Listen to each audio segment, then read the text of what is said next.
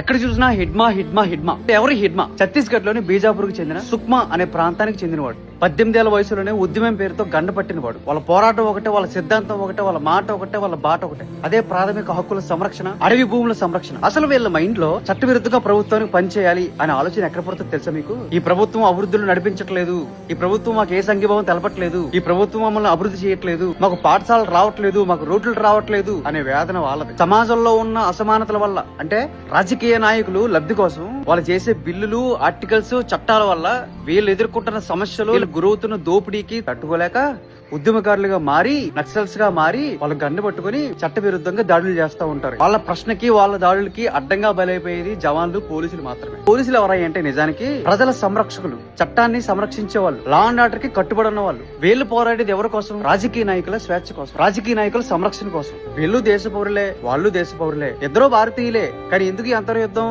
వీళ్ళ దారులు వేరైనా కారణం మాత్రం ఒకటే, అదే దోపిడీ.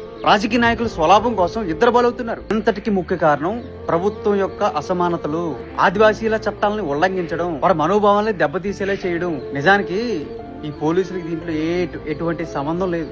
చట్టానికి పనిచేస్తున్నాం అన్న పేరుతో వీళ్ళు బలవుతున్నారే తప్పించి ఎవరిదైనా కుటుంబమే, ఎవరిదైనా ప్రాణమే. ప్రతి ఒక్క సామాన్యుడికి, సామాన్య పౌరుడికి తెలిసిన విషయం. ఎవరి స్వార్థం కోసం ఎవరు బలవుతున్నారో, ఇది ఏం చేస్తే అవుతుందో ప్రతి ఒక్క కామెంట్ విలువైందే. మీ అభిప్రాయాన్ని కామెంట్ బాక్స్ లో తెలియచేయండి.